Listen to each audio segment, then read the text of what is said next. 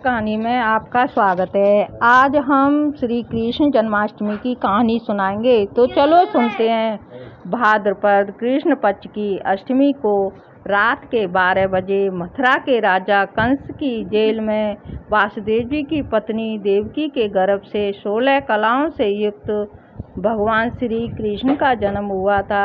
इस तिथि को रोहिणी नक्षत्र का विशेष महत्व है। इस दिन देश के समस्त मंदिरों में श्रृंगार किया जाता है। कृष्ण अवतार के उपलक्ष्य में झांकियाँ सजाई जाती हैं।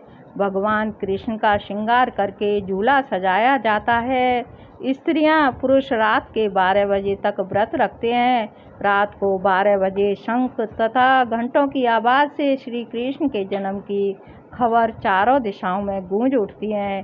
कृष्ण भगवान की आरती उतारी जाती है और प्रसाद वितरण करके किया जाता है। प्रसाद ग्रहण कर व्रत खोला जाता है। उस दिन घर में पाग बनते हैं और पंजीरी भी बनती हैं। तरह तरह की मिठाइयाँ भी बनती हैं, उसका भोग लगाया जाता है। कथा इस प्रकार है, तो चलो सुनते हैं।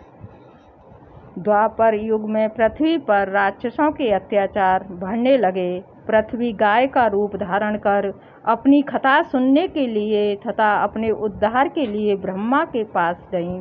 ब्रह्मा सब देवताओं को साथ लेकर पृथ्वी को विष्णु के पास क्षीर सागर ले गए और उस समय भगवान कृष्ण अनंत शैया पर शयन कर रहे थे। स्तुति करने लगे पर भगवान की निंदा भंग हो गई।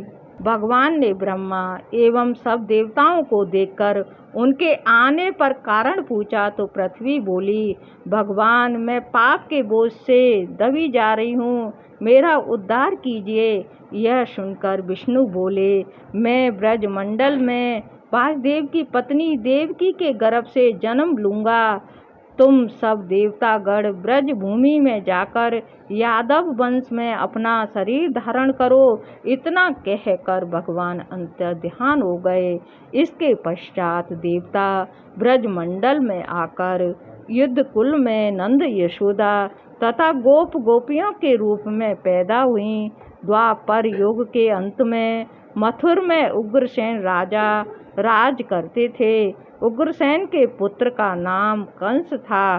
कंस उग्रसेन का बलपूर्वक सिंहासन से उतारकर जेल में डाल दिया और स्वयं राजा बन गया।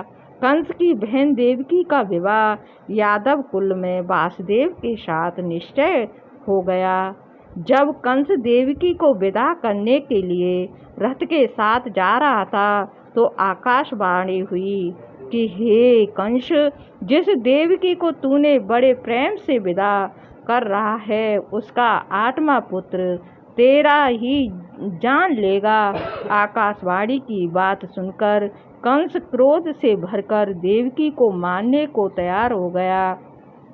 उसने सोचा ना देवकी होगी ना उसका कोई पुत्र होगा। वासुदेव जी ने कंस को समझाया कि तुम्हें देवकी से तो कोई भय नहीं है। देवकी की 8वीं संतान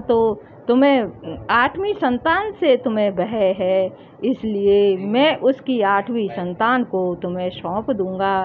तुम्हारे समझ में जो आए उसके साथ वैसा ही व्यवहार करना।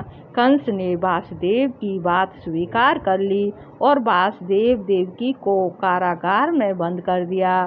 तत्काल नारद जी वहां आ पहुँचे और कंस से बोले, हे कैसे पता चलेगा कि 8वां गर्भ कौन सा होगा? गिनती प्रथम से तो यह अंतिम गर्भ में शुरू होगी। और कंस ने नारद जी के परामर्श पर देवकी के गर्भ से उत्पन्न होने वाली समस्त बालकों को मारने का निश्चय कर लिया। इस प्रकार एक एक करके कंस ने देवकी के 7 बालकों को निर्दयता पूर्वक मार डाला। भाद्रपद के कृष्ण पक्ष की अष्टमी को रोहिणी नक्षत्र में श्री कृष्ण का जन्म हुआ। उनके जन्म लेते ही जेल की कोठरी में प्रकाश फैल गया। वासुदेव देवकी के सामने शंख चक्र गदा एवं पदधारी चतुर्भुज भगवान ने अपना रूप प्रकट कर कहा, अब मैं बालक का रूप धारण करता हूँ। तुम मुझे तत्काल गोकुल नंद के यहाँ पहुँचा दो और उनकी अभी अभी जन्मी कन्या को लाकर कंस को सौंप दो। तत्काल वासुदेव जी की हथकड़ियाँ खुल गईं, दरवाजे अपने आप खुल गए, पहरेदार सो गए। वासुदेव कृष्ण के रूप में रखकर गोकुल को चल दिया। रास्ते में यमुना श्री कृष्ण के चरण को स्पर्श करने के लिए बढ़ने लगी। भगवान ने अपने पैर लटका दिए। चरण छूने के बाद यमुना घट गईं। वासुदेव यमुना पार कर गोकुल नंद के यहाँ गए। बालक कृष्ण को यशोदा जी की बगल में सुलाकर कन्या को लेकर वापस कंस के कारागार में आ गए।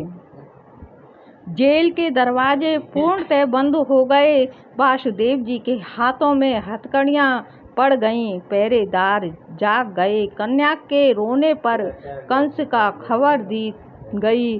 कंस ने कारागार में आकर कन्या को लेकर पत्थर पर पटककर मारना चाहा, परंतु वह कंस के हाथों से छूटकर आकाश में उड़ गई और देवकी का रूप धारण कर बोली, हे कंस, मुझे मारने से क्या लाभ है? तेरा शत्रु तो गोकुल में पहुंच चुका है। यह दृश्य देखकर कंस हतप्रभ और व्याकुल हो गया। कंस ने श्री कृष्ण को मारने के लिए अनेक दैत्य भेजे। श्री कृष्ण ने अपनी अलौकिक माया से सारे दैत्यों को मार डाला। बड़े होने पर कंस को मारकर उग्रसेन को राजगद्दी पर बिठाया।